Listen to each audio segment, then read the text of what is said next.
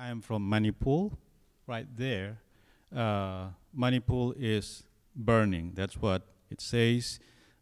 From May 3rd to 10th.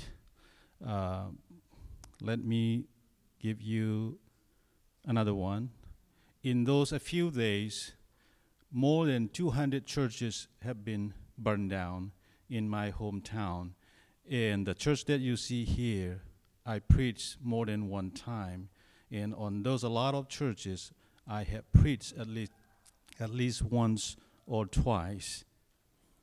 And over 100 villages have been burned down. And thousands of people now is homeless because they couldn't stay in their home, and this is how they stayed in several places. They can only stay in army camps. That is the safe place. Otherwise, there's no safe at all. In those one of the places, my own younger brother and sisters are staying with them because they cannot stay in their home. And unfortunately, more than 100 people have been killed. These two girls were rented the houses belonging to the another community. They pulled them out and just play with them and then kill them. So it's bad. I don't want to put any other graphic picture, but it is bad. The way how it is so bad. And Manipur is right there. It's a tiny state in a India border to Burma. So I want you to pray. Right now, the situation is better, but there's no way these people can go back because all the houses have been ransacked and burned down. And so we don't know what's going to happen. And I am the president of the Kuki community in the U.S. I've been online praying for them, with them, and then coordinating a lot of things. And so it's been very, very difficult week. So please continue to pray. And there's tons of informations and pictures. But for now, for this morning, I think that's what happened. I hope you understand the seriousness of the situation over there. And please continue to pray. If anyone wants more information, I'll be more than happy to give you. Let us pray. God, we are so happy to be here on this Mother's Day. We are so thankful you for the moms who have sacrificed their time, their energy to build up families. So we are so thankful. And people, everyone that takes on the mother's role, continue to use them and bless them. And at this moment, Lord, we also remember my hometown in India. On this day, Lord, so many moms have passed away, and so many children won't have their moms. Some are ready to celebrate this, but Lord, it just cut short. And the situation in Manipur is still very, very tense. So many lives have been lost. Thousands and thousands of people do not have places to worship God. Lord, I pray for the families of these people that have lost their lives. Give them the divine peace and comfort. And pray for those that are still running around, not having a place to settle down. Please be with them and provide the resources. Pray for the state and its leaders that, Lord, they would exercise their leadership and take care of this situation. Pray for the chief minister, the governor of the state, and the prime minister of India. Lord, we pray for peace to prevail and normalcy to return. Once again, thank you for this time so we can come together and celebrate this day. In Jesus' name, amen.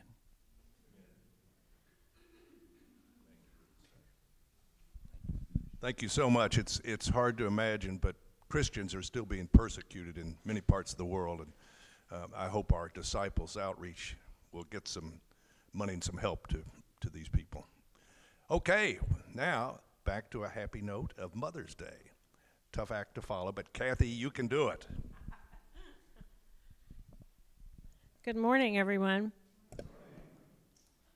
That was a sober reminder of how blessed we are.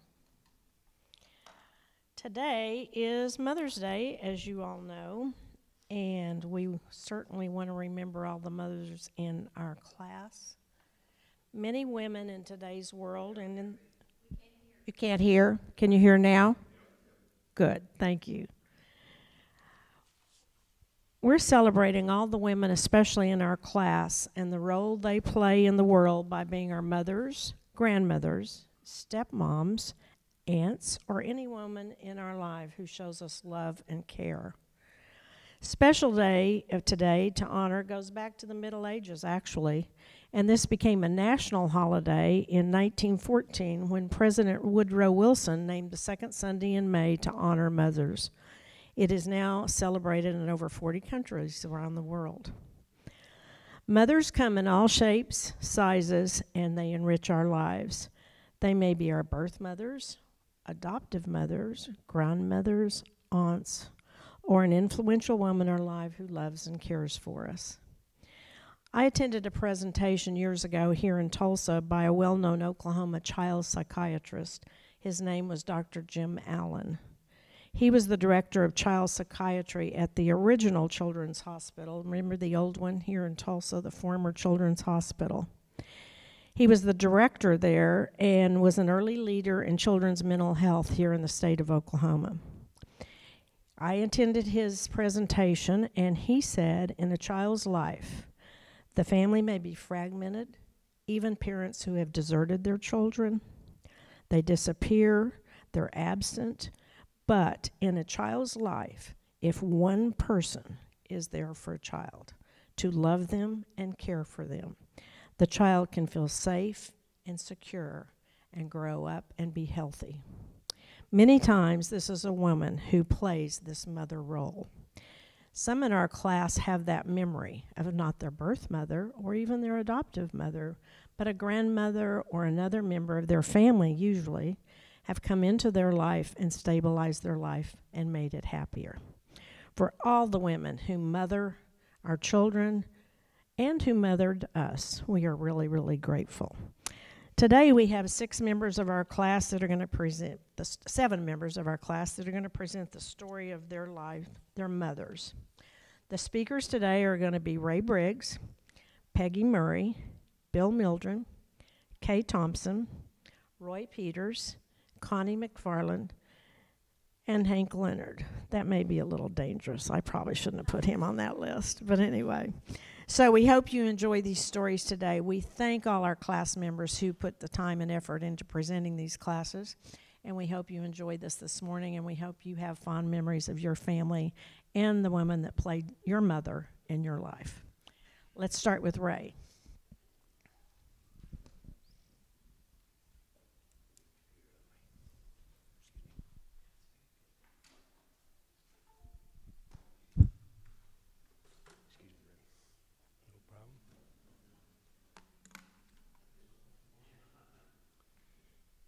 Okay, let me know if you can't hear me.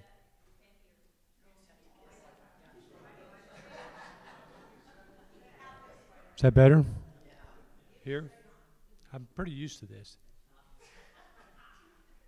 Okay. My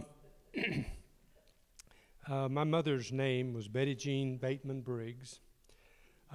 She was the youngest of 5 boys and 3 girls, born in 1925 and died in 2011.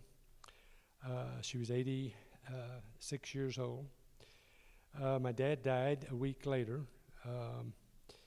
He'd always said that he was going to take care of her, and actually she ended up taking care of him, really taking care of us, excuse me. But anyway, mother was raised in Stillwell. Growing up, she loved to play basketball. She was very feisty and determined, and still steel-willed young lady. She met Dad in high school. They married directly after.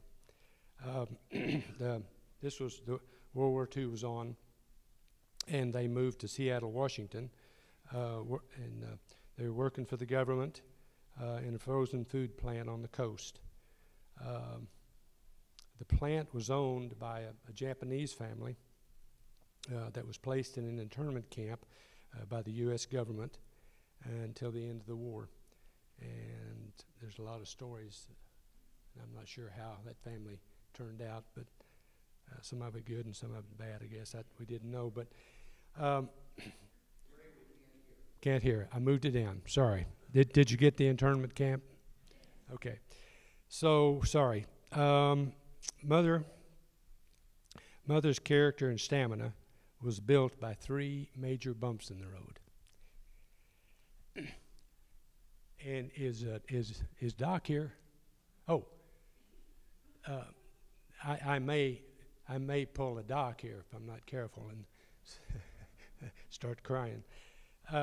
Anyway, three major bumps in the road. First one came shortly after they were in Washington. She had a breech birth, and both of us, it was a near death experience.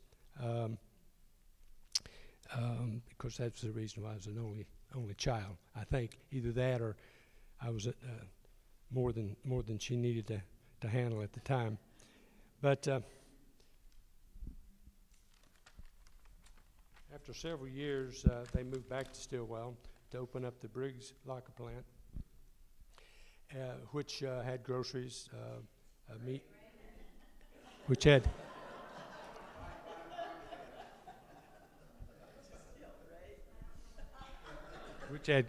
groceries, meat department, custom butchering. So that was the first bump. Second bump in the road came when I was about 10 years old.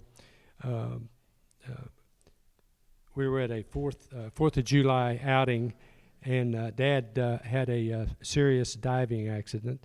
He was hospitaled in Muskogee with a broken neck. Mother was running the locker plant, taking care of me and going back and forth to Muskogee to check on Dad. After a couple of years, it looked like maybe he wasn't going to get any better. So mother had a big decision to make. She was young, trying to manage a business. She decided to bring Dad home. So Dad had been home, basically bedridden for a couple of years, and the hot water tank, the third bump, came along, and the hot water tank exploded and burned the house down, and he was able to crawl out, but that was another life, kind of a big bump there. But so everything, basically the house burned down. It's the old farmhouse, and the old wood just burned to the ground. And he was lucky to get out. Mom was at the store, I was at school, and we pretty much had what we had on. I think Mom's faith definitely helped get her through these times. Church was a very important part of her life. She, and of course, you remember in those days we had Sunday school, Sunday church, Sunday night church, and Wednesday night church. So there really wasn't much activities, outside activities. But she did sing in the choir. She was in the church quartet, and she also sings. She was at the store, which was about a half a block from the funeral home, and so the church choir, one of the civic things the church choir did was sing at least for the ones that wanted it, would sing it at the funerals. So she'd be at the store about a half a block, and then funeral would be come up at 1 o'clock, and she'd zip over in 15 minutes, sing, then head back to the grocery store. So anyway, a lot of people feel that their mother was wonderful and loving and easygoing, and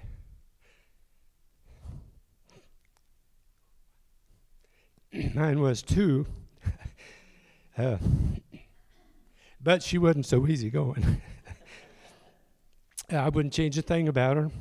She's a warrior with a big heart, and she was loved by all. Thanks.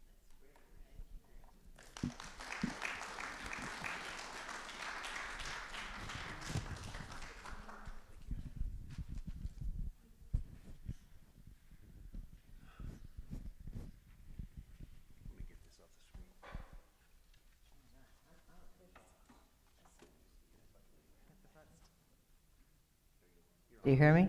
Yeah, that's better. Oh. Sorry, Ray. Oh, gosh, that's really loud. Much better. Oh. Of course, I have to get my glasses on with this thing, too. Okay. My mother was Jean Chapman Vandermark. She was born in Rutland, Ohio, a tiny little town in southern Ohio, right on the West Virginia side. Her father was a school superintendent for Meigs County, and her mother was a music teacher at the school. Mom always grew up with a love of music. She played the piano, not as well as Kathy Venable. No. She also played the cello, and she had a beautiful voice, sang in many choirs. She attended Ohio University, the original OU. The OU. She was a Chi Omega, and this was her sorority picture. Yeah, where Dad was a houseboy in her sorority, and that's where they met and fell in love. Right after they graduated, she graduated with a music teaching degree. After they graduated, Dad went to World War II, and they married in 1942. Dad left for Germany, but this was Mom in her wedding dress. And then in 1974, I got the honor of wearing her wedding dress. I know, I did have long hair then. I tried to talk my daughter into wearing the wedding dress, but she said no. Oh well. While he was overseas, she stayed in Ohio and taught music. When my sister and I were born, she became a full-time mom, and she wouldn't have chosen any other career. Enough of the stats. She was a warm, loving, she loved to laugh. She was a caring mom and grandmother. In high school, we moved 3 times. My sister was in college, but so every time we moved, my mom was kind of my best friend until I found friends of my own. So we were always close about that. Also, we always took, when we lived in Pennsylvania and DC, we always took road trips over to Ohio for 2 weeks every summer because my dad would be in the reserves. And I loved being at my grandmother's and listening to my mom and my grandmother and her sister laugh and laugh and laugh. As a grandmother, she would smother the kids with her hugs and her large chest. They'd just smother right on in there. And she played the organ for hours with the grandkids sitting on her lap, mesmerized by her fluid hands and her fancy dancing feet on the pedals. Unfortunately, cancer took her life at 69, 34 years ago. But I still miss calling her, getting advice, or just good talking. I lost my dad last year at the age of 100, but I know my mom was glad because she's been waiting for him for a long, long time.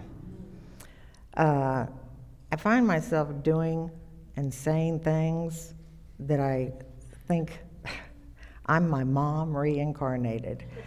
So even though she's been gone for a long time, she's still with me because every day I'm doing something, except playing the organ, that reminds me of her. Thanks, Mom, for the memories. Next. That's okay.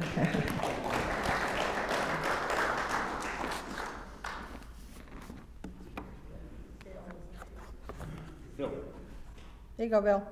Okay. Thank you. Fire me up. Whichever ear you want. I got a hearing aid in this one, so, Where do you want? It just sits on your ear. okay. That probably, Just leave it there. Just hang it. okay. Is this okay? Well, you learn something every day, and it was good to hear that Woodrow Wilson proclaimed the first Mother's Day. I've always thought it was Hallmark. Yeah. So a little bit about my mom. Intertwined with my dad because of circumstances, which but I'm going to make this mainly about my mom. So, Mom was born in Hannibal, Missouri, home of Mark Twain, where her dad, my grandfather, was a Lucky Strike salesman. He got promoted. They moved to Neosho, Missouri, which is where she grew up and graduated from high school, and also where she met Dad, who had already graduated and was working at a local dry goods store. So they had a steady deal, and which changed with Pearl Harbor, because like everybody else that could, my dad enlisted immediately and pretty quickly was gone. So they continued to see each other if, as, and when they could. But on this one particular occasion, Dad was stationed at what was called Gardner Field in Taft, California, which is up in the oil country, and kind of close to, I'm trying to think of a bigger town that it's not really close to anything. But yeah. So there he is in Taft and doing his training, and he sends a telegram to my mom to come out and visit. So she hadn't probably been 15 miles from home her whole life, so this was clear across the country on a train. And I thought, well, what am I going to eat all that way? So my grandmother fried up a whole big batch of fried chicken because she figured, well, that'll hold up. So when the train pulled into the little station there in Taft, California, which was small, they were there at the depot, a pilot trainer friend of my dad's drove him to the station, and there was my mom and every piece of luggage she probably owned. And he turned to my dad and he goes, Bill, she didn't come here to visit, she came here to get married. So Mom and Dad were married in Taft. So they saw each other a few more times after that, and they got married in 1942. And in May of 43, Dad shipped out and was gone. So in the meantime, he's flying over occupied Europe, and used to be on 23 or 4 missions. You were done, you could go home. So he was shot down over France on the 19th mission and parachuted out, was picked up by a gal with French Underground, taken to some people's home in the area that, at the great risk to their lives, hid Dad out for 2 months. And lots of stories about Nazis coming to knock on the door and being thrown into the apple bin and covered with apples and so forth. But at any rate, you're supposed to get back. So anyhow, he was on a mission to get back to Paris, where he was going to got picked up by the Gestapo, taken to and thrown into their prison and interrogated for every other day for about 3 months. None of this time has she heard anything about Dad except a telegram from our government saying your husband's missing in action. So from Fran prison, he got on a train and went to the Air Force prison camp and was there the rest of the war. But it wasn't until April of 44 that Mom heard from him, and by then she was a mother, in which he didn't know. So anyhow, that's how I came to be. But to get back to Mother, I think the main things I want to observe about her is I always thought she was a perfect mom, like hopefully most of us did, and had lots of talent. She was warm and positive. She was a good mom. She was a great hostess, a great cook. She had a great sense of humor. She was always appreciative. And best of all, if you were a Billy Mildred, she was very vulnerable. So in 4th grade, I invented truancy. So I'll finish with this. We lived in California at the time, near Stanford, and went to a country school. Left after recess, showed up at the house about lunchtime. And my mom said, "Why are you here?" And I said, "Well, the teacher dismissed class because of the bad weather." Well, it couldn't have been a more perfect day. So Mom accepted that. Okay, I get it. You know, what do you want for lunch? And then I went right down to the baseball park. And about a week later, it was Parent-Teachers Day, or at the night at the school. And the teacher came up. She said to my mom, she goes, "What are we going to do about this truancy?" And my mother said, "I don't know what you're talking about." And she goes, "Well, he was gone last Wednesday. It was a perfect day. I mean, how did he pull that off?" "Well, I thought everyone went home because of the bad weather." And she said, "There hadn't been bad weather in 4 months." So at any rate, good girl, good mom, always happy to be there. They end up moving back near Neosho in Springfield. So stayed in close touch until, 10 years ago maybe. So she lived to 90. So that's it for Mom. Thanks.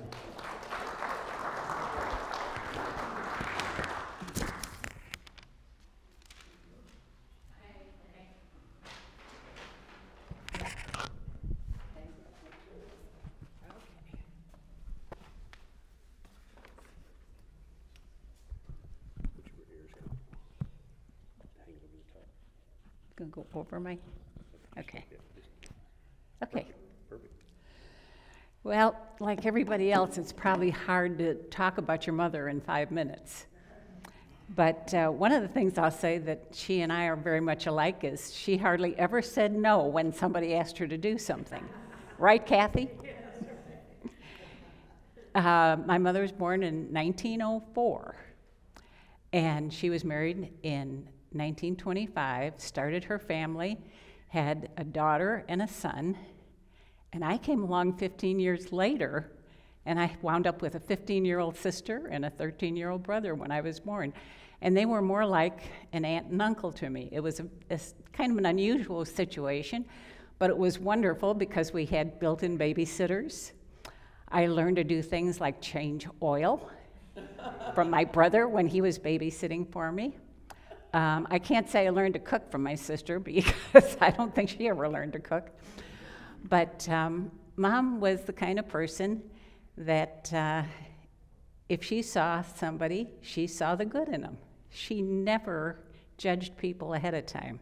We went to a wedding one time, and the mother of the groom And I can't describe her any other way other than saying she was a caricature. Every extreme thing you could think of about her was, and we got in the car on the way home. Paula and I had brought her to the wedding, and she started to talk about this lady, and I looked at Paul, and he looked at me, and I thought, were we talking to the same person?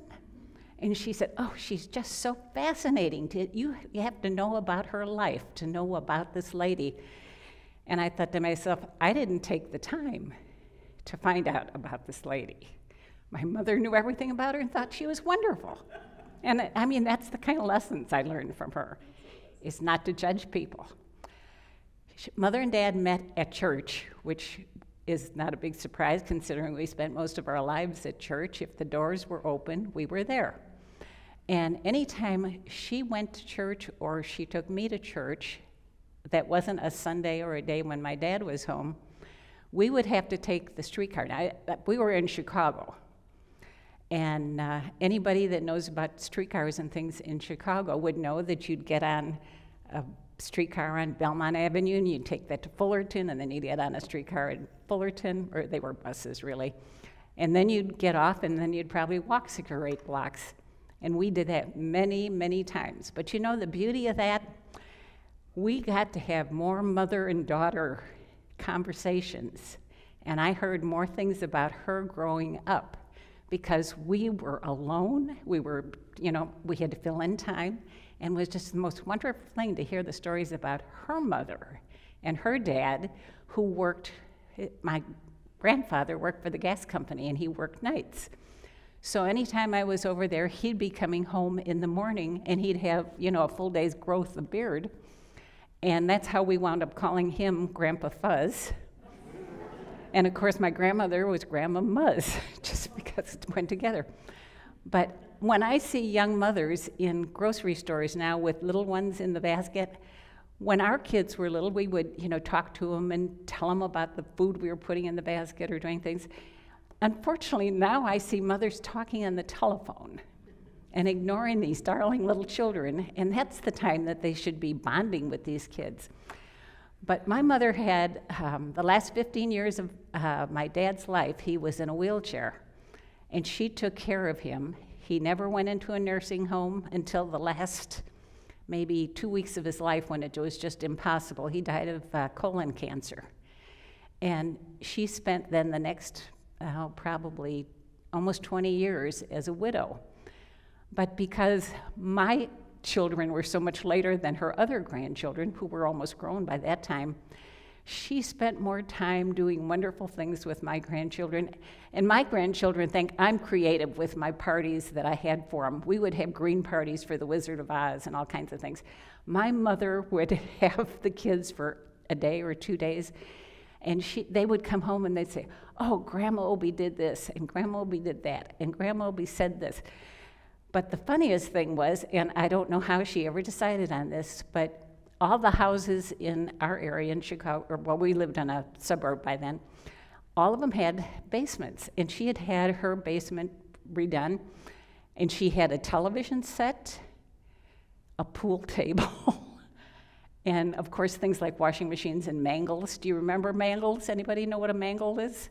Okay. She had that kind of thing in the basement. And she would go downstairs and spend all the time that the wash was going through, because she was having trouble going up and downstairs. She would spend all her time playing pool. This is a person who was never in a pool hall in her life. And when the kids came over, and for some reason she decided that if you could play pool, you'd get along in life. And she had this beautiful pool table, and she had a little stool, because the kids were so small they couldn't reach the pool table. All of my kids became very good pool players. And I mean, I have no idea where she ever got that idea, but that was something she could do. But she would have art contests for the kids when they were there. She would, and when she'd get tired, she'd go out and sit in the yard, and she'd say, okay, I'm going to give you a penny for every dandelion you pull.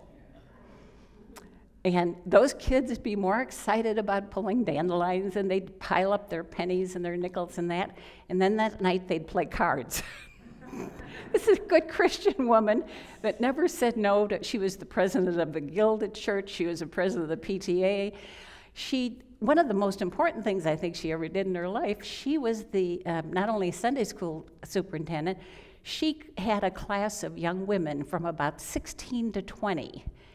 And she had them every Sunday morning, and then they would do things during the week sometimes. But she had the most wonderful group of women come out of that Sunday school class. And one of them, through the years, her husband lost his job. And my mother supported them for months until he got his job back, or got a job. And they named their first daughter Alice Caroline, which was my mother's name. But she was just, I mean, as I say, she never judged anybody. I really don't think she ever met anybody that she couldn't find something good about. My sister's children would bring the strangest boyfriends over. They had piercings and tattoos, and she just loved them. You know, it never bothered her that she was, I mean, that's just the kind of person she was. And which was a good thing, because some of my boyfriends were a little unusual too. But she was just a really good person. And as I say, she worked really hard in the church, she worked in the school, and I think she was a really good model for all of us. And oddly enough, she hated getting up and doing public speaking, but what she did enjoy as a young woman was acting. And that was my mother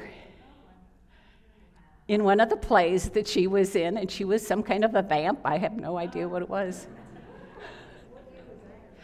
This was probably around 1927 or 28. So, yeah. And the other thing was, she was amazingly healthy. She died at 83 of Guillain-Barré syndrome, which they think came from a flu shot that she got that had live virus. And there wasn't a thing we could do about it at the time. It's the strangest, if you've never heard of Guillain-Barré, it attacks your nervous system.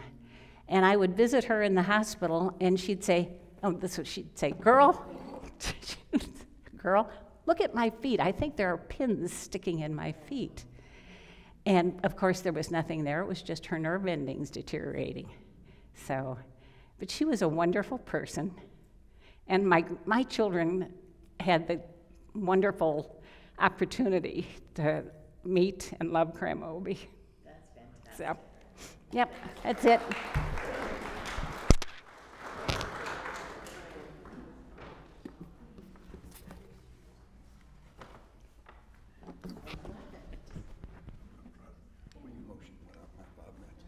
Yep.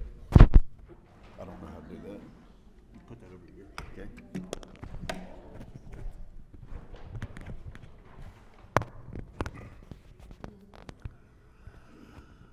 Okay. Hank's going to call time when my 5 minutes is up, so I don't go over. Okay. Probably among many of us in this room, a common denominator, not everybody's as old as I am, was that our mothers and our parents lived through the Depression and World War II and really some hard times.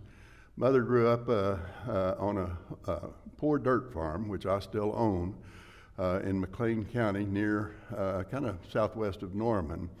And her dad, in addition to having a poor farm, was a poor farmer in lots of respects. He tried to make it a crop farm, and it wasn't. It's just a pasture land, not very good pasture land at that.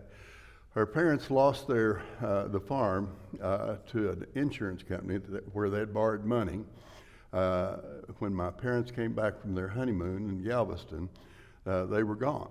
And so later my dad bought the farm back from the insurance company. But it was a tough start for them. She lost her brother in World War II right at the beginning, her only brother. Was bitter at the Japanese. In my job, I made many trips to Japan for economic development, educational training, and that sort of thing. And I never told her I went. And it was just my big secret.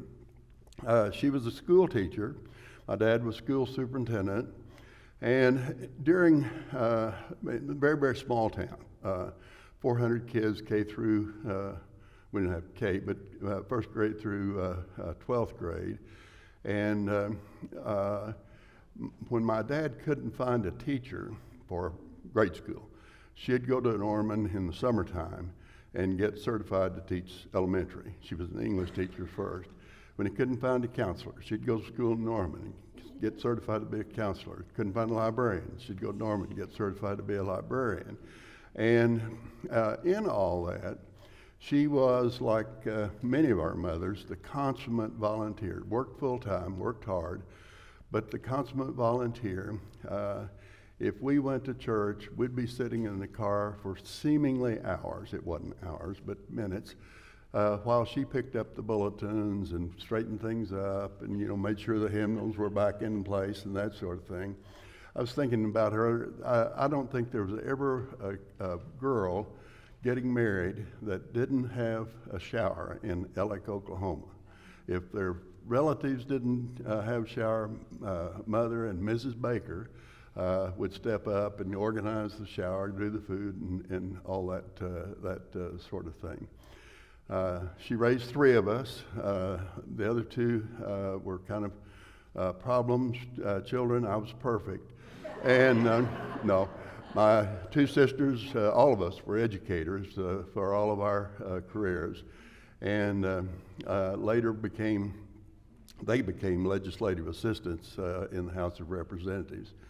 In the 90s, mid-90s, we were able to honor Mother by nominating her, and she was selected as the Oklahoma Mother of the Year.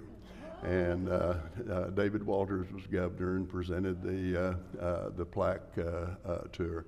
And that was quite a thrill for us. Maybe not so much for Mother, but quite a thrill for us. She was a hard worker. She covered lots and lots and lots of bases. And I was very, very proud to be her son. Thank you.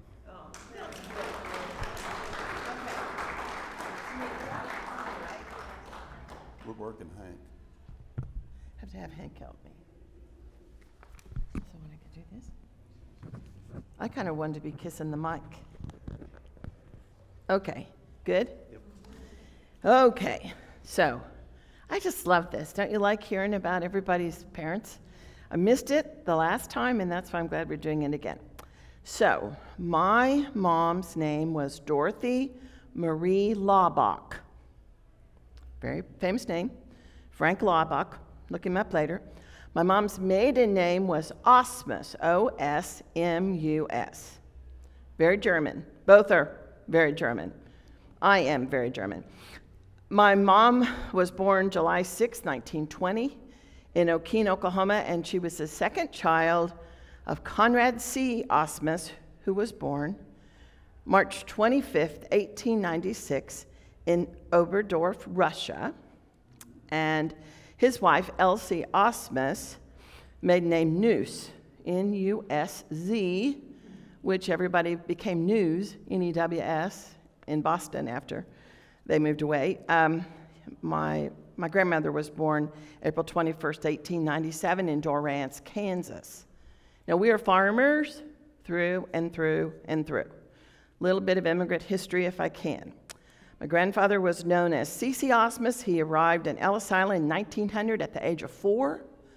On the manifest, it said, coming to Medford, Oklahoma to grow wheat. Wheat, on the manifest. 4 years old. Came with his mom and dad. That time the name was spelled Asmus, A-S-M-U-S, and I can't figure out when they put an O in front of there. Maybe they didn't want to be first in line when they alphabetized, I don't know. But it became Asmus. As a matter of fact, my mom's birth certificate says Asmus, so it was after she was born. But family heritage on both sides are Germans, interesting Germans.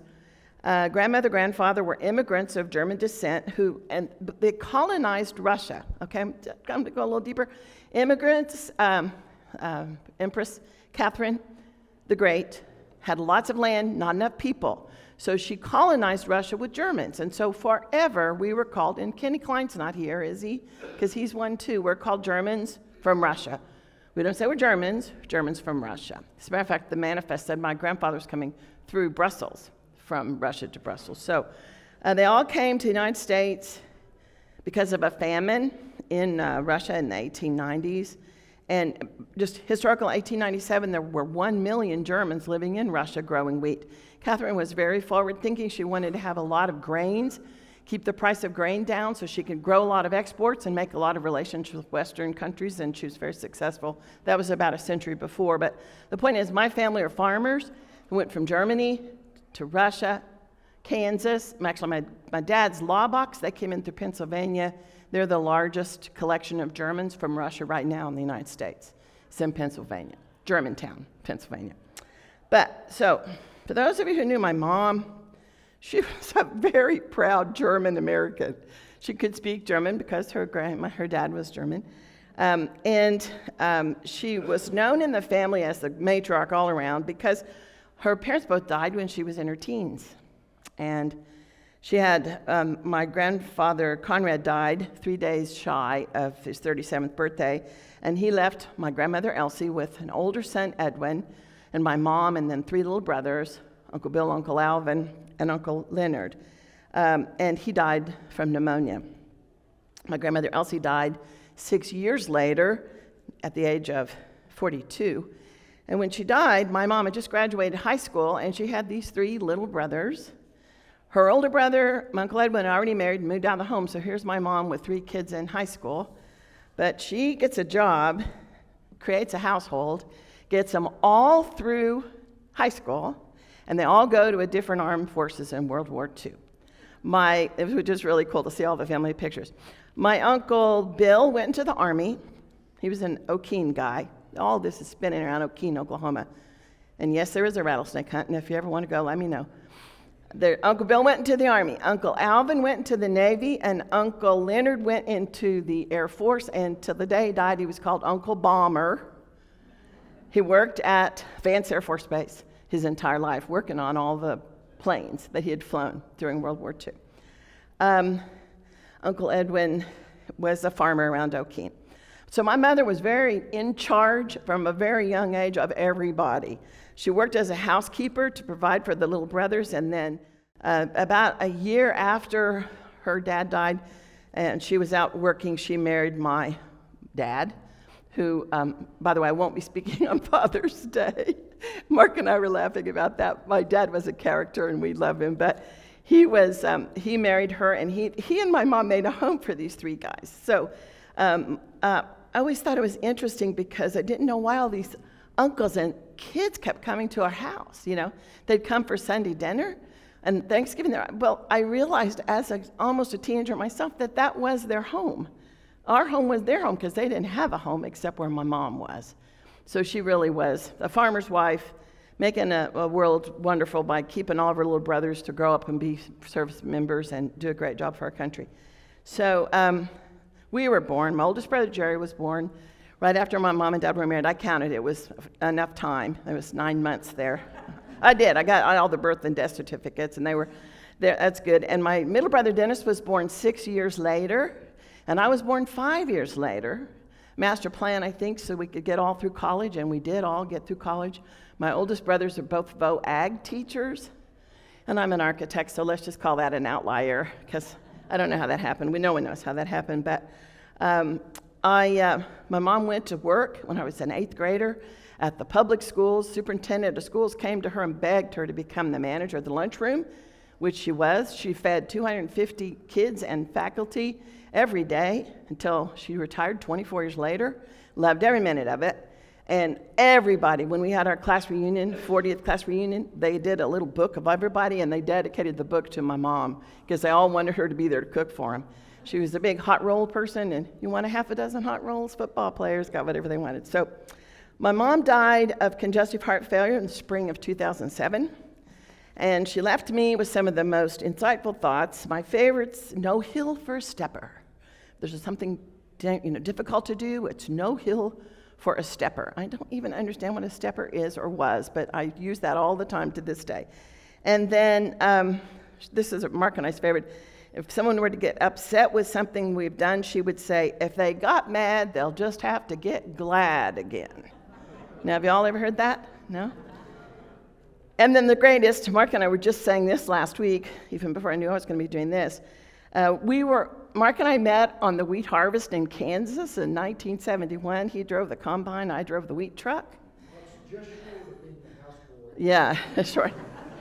And my dad would say to us every morning, we have just so much to do, and when we're done, we're done.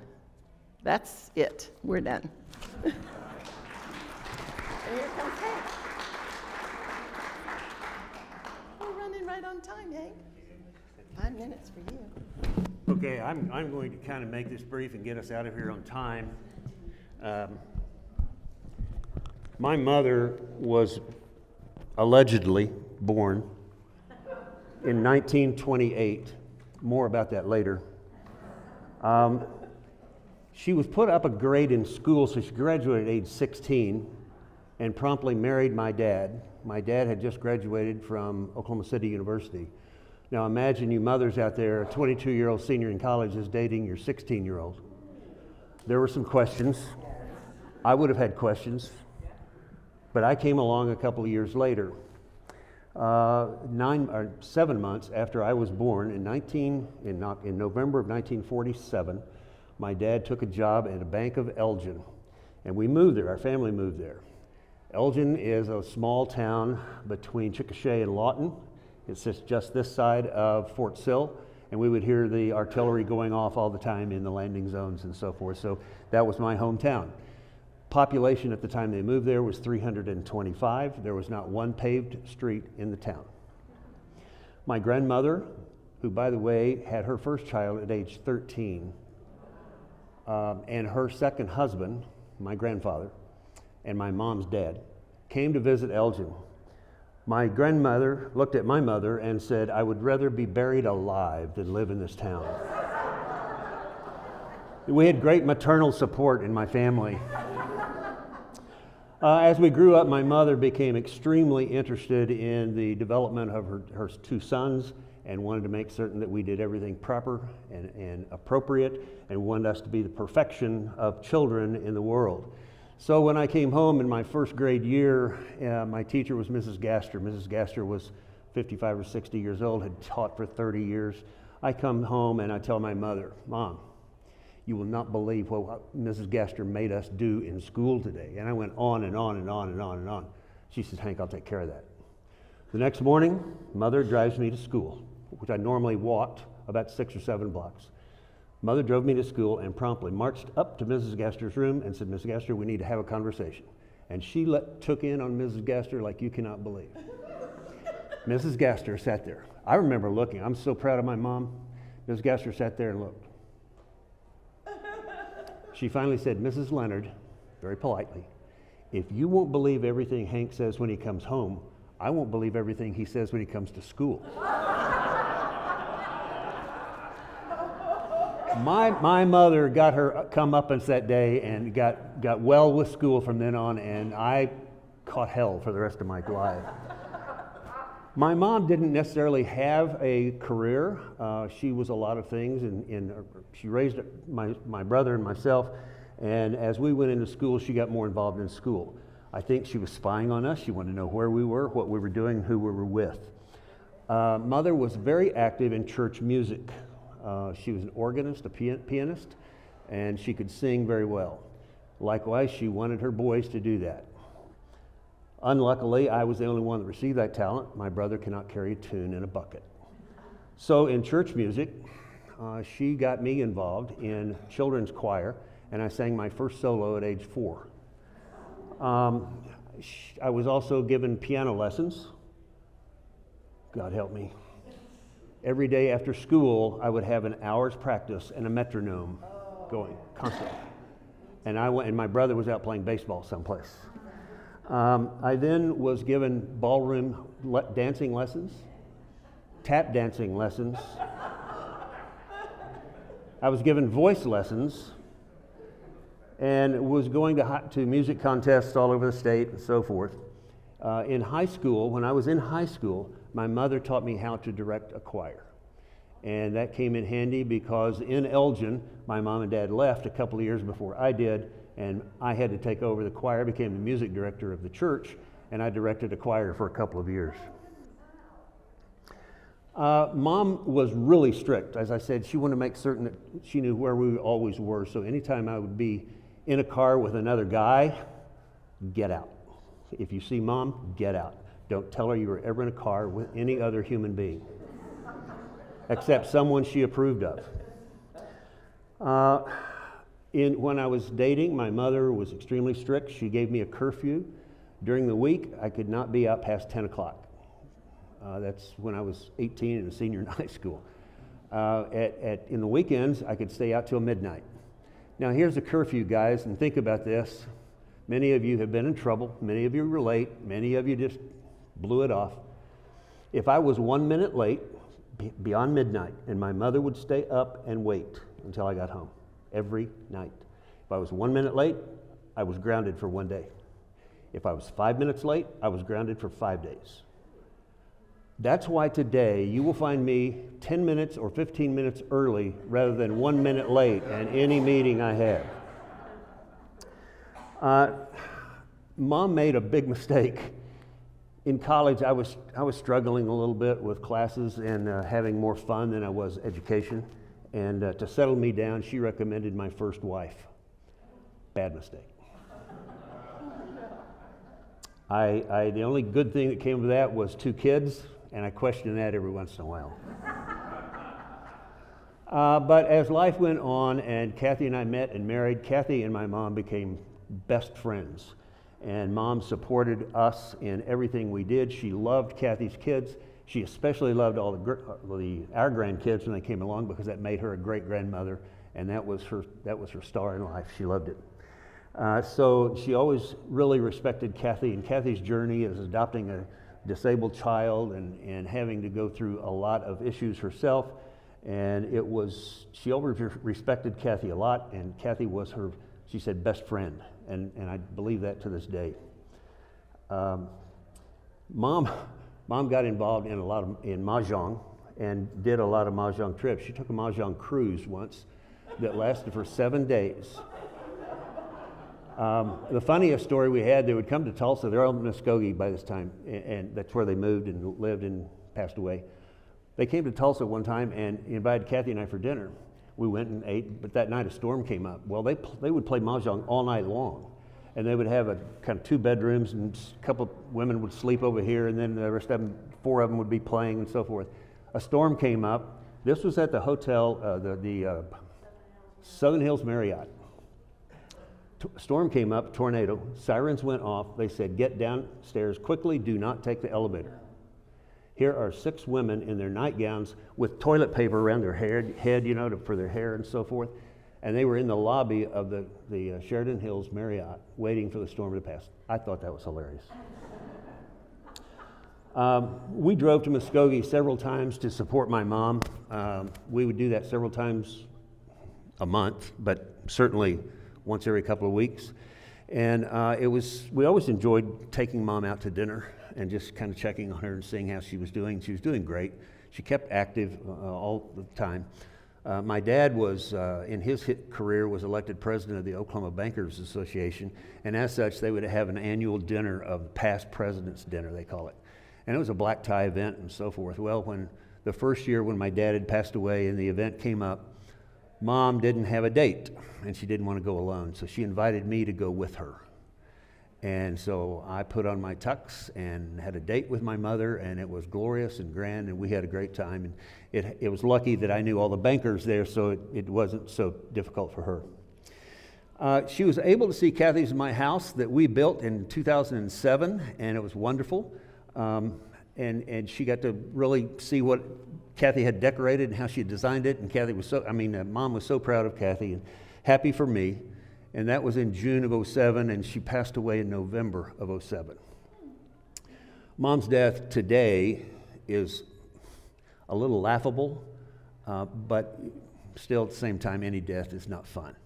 My mom, feeling perfectly well, went into a Sonic drive-in by herself, pulled into the little slot, ordered a burger and fries. They brought her burger, fries, and a Coke. She put them in the car, rolled up the window, and to that second, she had a massive stroke and passed away. They couldn't get her out of the car because she was in the Sonic drive-in. So they had to call a tow truck to come pull the truck or the car out of and then take her to the hospital. So that was, she went out on a laughable moment, and it kept us happy the whole time. Now back to the birth, just a second, and we're through. When Mom died and we went through her estate, we saw a birth certificate. Birth certificate date of birth did not exactly match what we had been told all of our life. My mom may have been 15 when she married my dad. She may have been 17 when she had me.